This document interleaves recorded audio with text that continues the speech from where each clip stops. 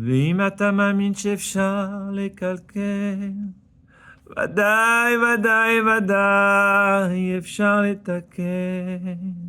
אפשר לתקן.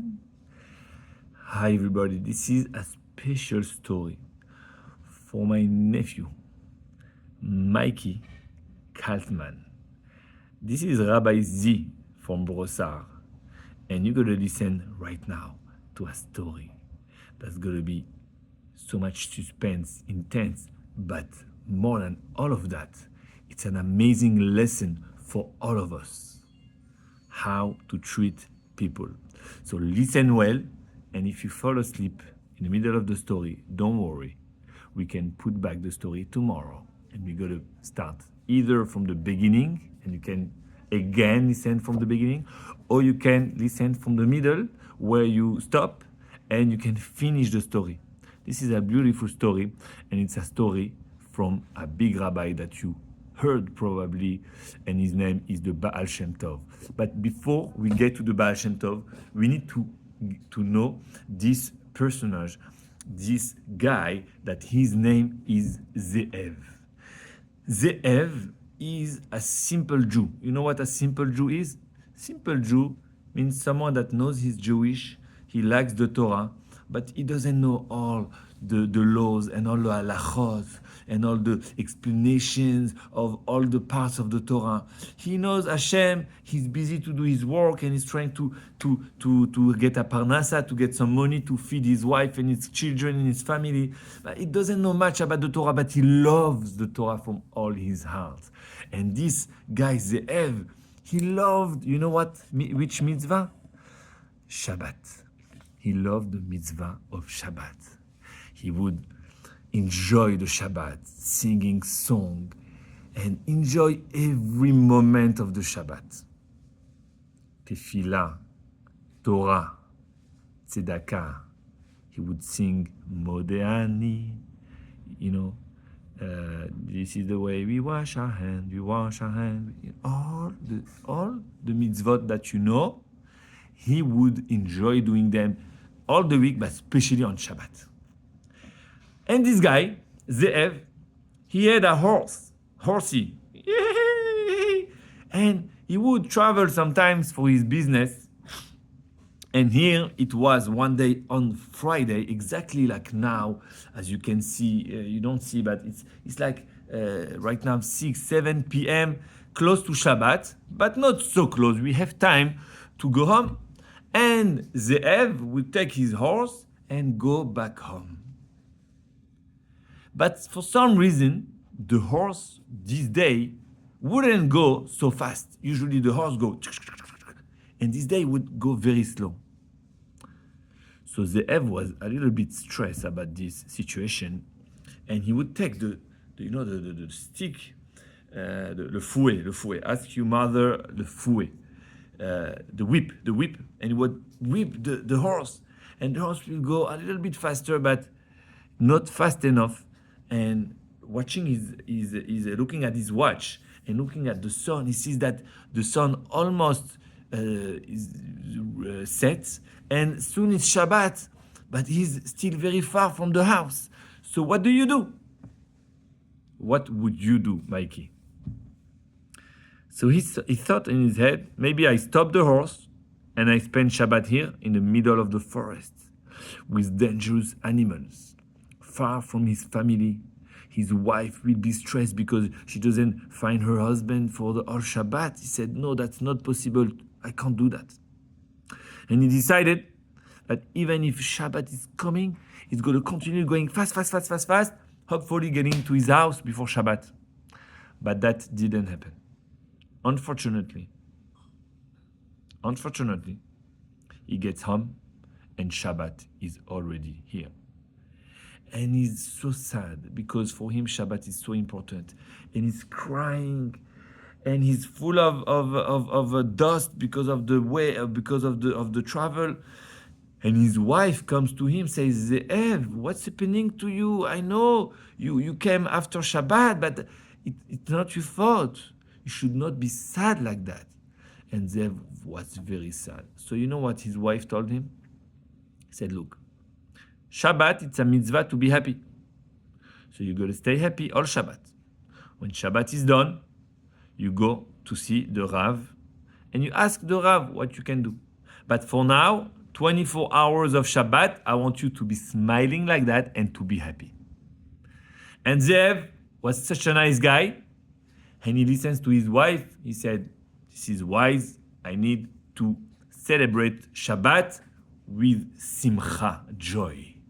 And Zev was so happy. He didn't take a shower because it was too late, so he wasn't very comfortable the Shabbat. But even if he couldn't take his shower, even if he didn't have time, he came late, he make a big effort to be besimcha all Shabbat. He was rejoicing like Simchat Torah. But then when Shabbat finished, he do Havdalah. And he looked at his wife, he said, I don't want to fool myself. I know exactly what I did. And now, it's not Shabbat anymore. So I'm becoming sad. And Zev became very sad. Of course, he also followed his wife's advice to go to the Rav. So he goes to the rabbi. He knocked on the door of the rabbi very late. After Shabbat, the rabbi said, what's happening? Zev, what's wrong with you? And okay, I don't know what I was saying because I got distracted, but listen. He gets to the rabbi, and the rabbi listened to his story. Every detail of the story. And the rabbi looks at him and he says, in fact, this is a big avera. To travel during Shabbat, you should not do that. But you know what? I have an idea. Next Shabbat, you make sure you come early. And so early that you have time to go to the synagogue before Shabbat. And you know what you got to do? You bring 2 candles and you got to light those candles in the synagogue. And if you do that, Hashem got to forgive you. Ze'ev, he learned that there is a way to do teshuvah for his avera. He was so happy the whole week. He was dancing. And when Friday came, he ran early to the synagogue and he brought his candles and he lit the candles. 1 and 2. Now there was 2 candles burning. How many candles? How many candles? No, it's not Shabbat. 2 candles burning in the shul. And Ze'ev is looking at the candles. He sees the fire of the candles. He says, I can see in this fire the holiness of Shabbat. Oh, I'm so grateful to my rabbi to give me this advice. He was so happy and elevated. You know what elevated means? It means, wow. And he turned around, and before he goes out of the shul, he sees someone sitting, and the guy tells him, Ze'ev, what is this about? What do you do? Why do you light candles now before Shabbat? You want to light the Shabbos candles? You have to do in your house, and your wife is lighting Shabbos candles, not you. So he said, no, I got to tell you what happened. Yankele, I tell you what happened. And Ze'ev tells the whole story that already I spent 9 minutes to tell you the story, so I don't got to say the story again. But he tells the whole story to Yankele. Yankele listens to story. When he finished, he said, no, so what happened? He said, that's why I'm lighting the Shabbos candle.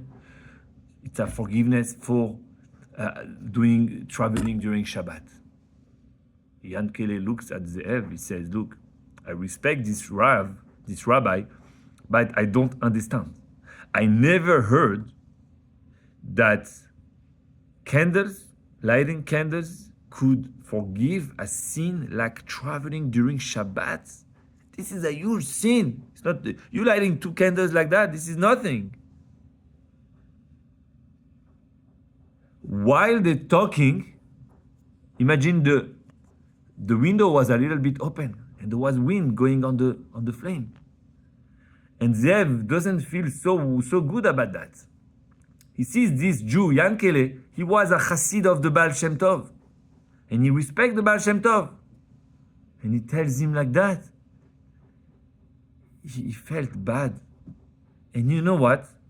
While he's feeling bad, there is a wind that goes and extinguish the candles. Imagine the candles, no more light, no more flame. And when he turns and he sees his candles like that, he looks, and in his head, he's thinking, Yankele is right. Yankele is right. There is no point of doing that. And even this is a sign from Hashem that is not good, because now the wind came. Who sends the wind? Is Hashem. He sends the wind, and the candles went off. So Ze'ev goes back to his sadness with tears in his eyes. And he walked back home, and when his wife sees him, he says, "What's wrong?" The whole week you were excited for this to happen, to light the candles in the synagogue, and now you come back? And he tells everything to his wife. I did light the candles, I felt so good. But when I turn, I see Yankele, this Chassid, and this is what he told me. He's right, it makes sense. We never heard something like that in the past. You light a candle and that's it, you can travel Shabbat. His wife doesn't know what to do. She said, you know what? I think at that point, you have your rabbi telling you something, the Chassid of the Baal Shem Tov telling you something. The only way to understand and to know what to do, you have to go straight to the Baal Shem Tov and ask him directly. Ze'ev again, he likes the idea. He said, okay, we're going to have a good Shabbat. When Shabbat is finished, I take my horse and I go to the Baal Shem Tov. And the Shabbat goes, Ze'ev is happy, and he goes to the Baal Shem Tov. When it goes to the Baal Shem Tov, he asks the Hasidim, he asks the people over there, I need to speak to the Baal Shem Tov, I need to ask him a question. Okay, they arrange a meeting, and Ze'ev sees the Baal Shem Tov. The Baal Shem Tov sees a Jew, white face, he's so sad, he's all white. A lot of crying, so a lot of tears on his cheeks, on his eyes, all, the shoulders like that, because he's so sad, and inside he feels like he did something so wrong and he doesn't know what to do. And the Baal Shem Tov wants to hear what's so wrong that you did. And the Ze'ev start to tell the Baal Shem Tov the whole story. I was traveling with my horse. The horse couldn't go fast, and it was the night. I was in the middle of the forest. I couldn't stop. It was dangerous. There was people, there is the robbers, and my wife would be worried. And I decided to go and to travel during Shabbat, and I came home 30 minutes after the beginning of Shabbat. Okay? And then he tells the Baal Shem Tov, I went to see my rabbi. He told me about the candles. I went, I light the candles. Okay? But then I saw a Chassid of you, Rabbi Yankele. And he told me that doesn't make sense. What do I do now? The Baal Shem Tov says, look, what your rabbi told you is very good. You're going to do that again this Friday when you come home. And you're going to see the proof is that this time there's not going to be any wind blowing you flames. And the two candles going to stay lit, look like a gloom, whatever it is, the whole Shabbat. And if you see that, you're going to see that this is a sign from Hashem that Hashem likes what you do. He listens to that. He hears the Baal Shem Tov. Wow! Amazing. He spent a few hours with the Baal Shem Tov, and then it's time to go. So he goes to the Baal Shem Tov. He says, thank you again. I'm going back home. The Baal Shem Tov said, wait. I wrote this letter. I want you to give that to Yankele, my Chassid. Sure, no problem. He takes the envelope, and he goes back home. Friday, he goes And again, he takes his matches, goes to shul, to synagogue. Now the match doesn't turn on. So he tried this way. Oops. That's not good. Oh. And the match is on. One candle and two candles. And the opposite of the week before, there is no wind this week. The candles are burning beautifully. And Ze'ev looks at those candles, and again, he feels so good about this teshuvah that he's doing with the candles. And now he turns around, and he sees Yankele, and he tells him the whole story. And he said, wait, it's not finished. I have an envelope from the Baal Shem Tov for you. Wow.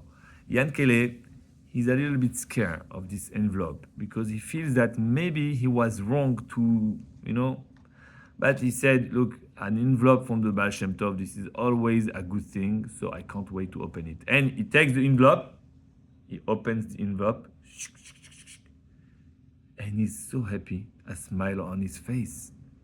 The Baal Shem Tov invite him to spend Shabbat with him the next Shabbat, coming Shabbat. How many times in your life you get an invitation from the Baal Shem Tov to spend Shabbat next to him? This is amazing. And Yankele says, that's beautiful, thank you so much. And he prepared the whole week to go to the Baal Shem Tov. Now, the Baal Shem Tov from this city was a few hours of driving, okay? No driving, there is no cars, so horse, buggy and stuff. About 4 hours.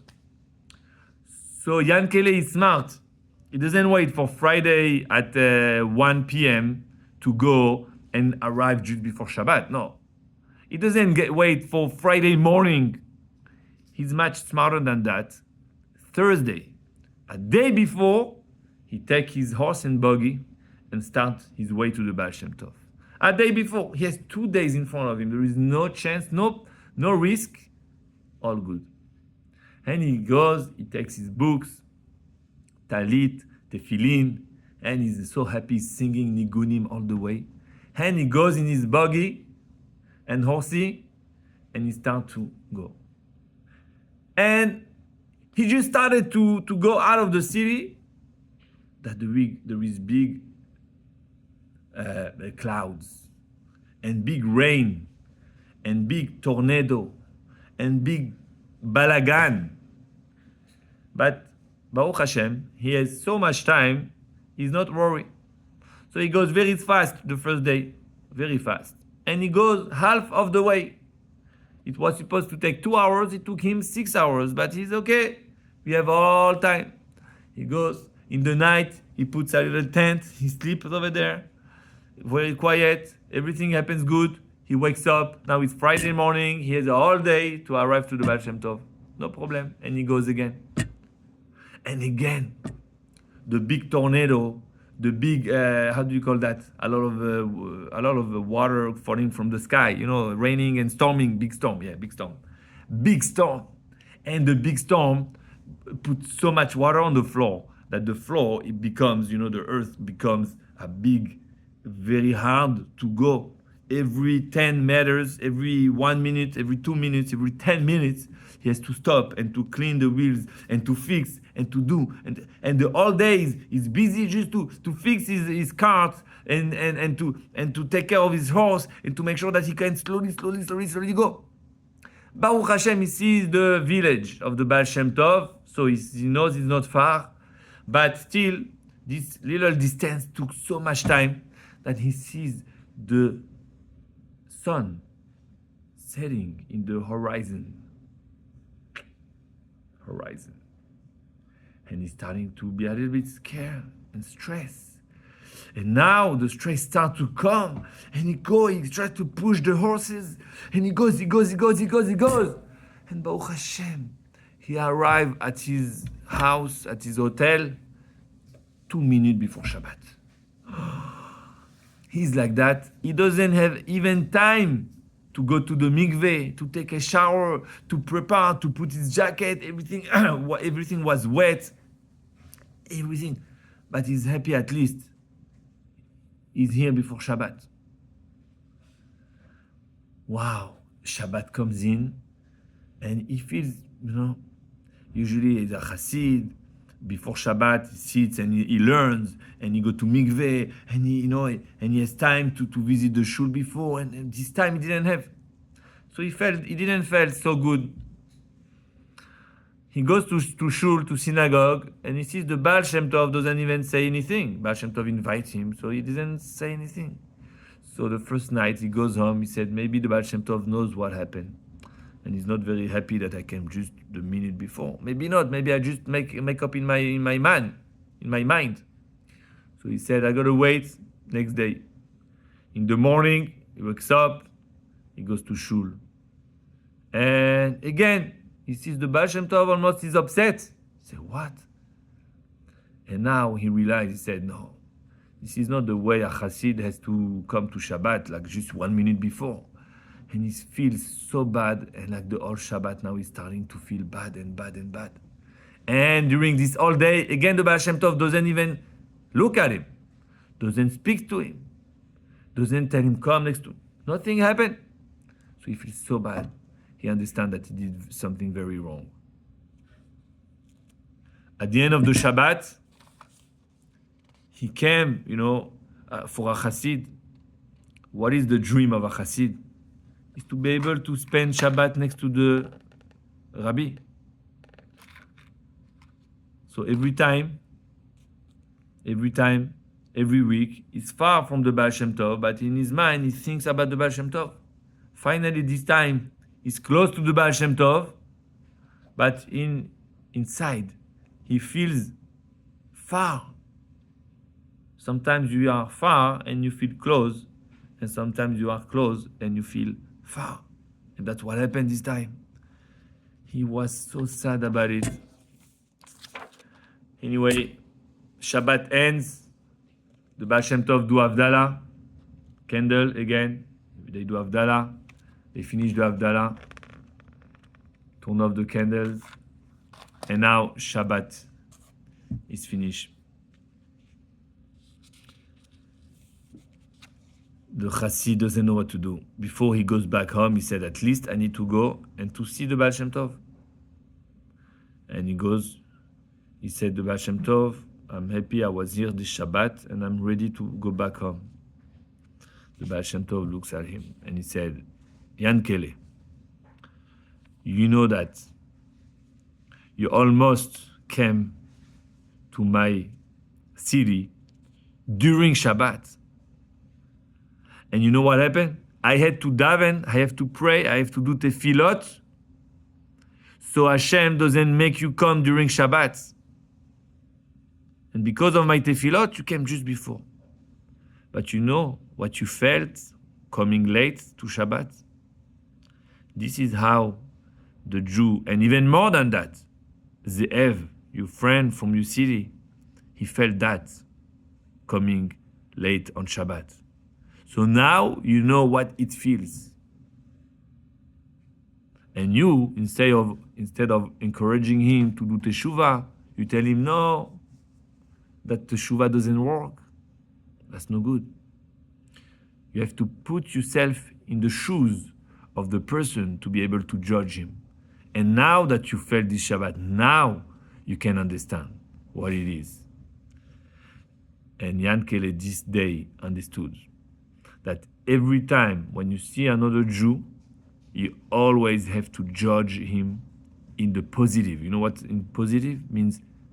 In the good. You have to find the good reason why it's not so bad for another Jew, because you love the other Jew and you believe he can do teshuvah, and you believe he did his best, and you believe that if he did something wrong, it wasn't his fault. And that's what we call to look everybody with the good eye. We have two eyes, the left and the right.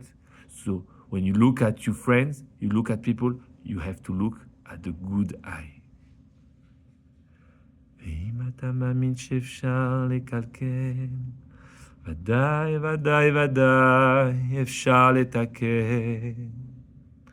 Thank you very much for listening to that story. And I hope the lesson we took today will be the key of the midot of our life from today and forever. Shabbat Shalom.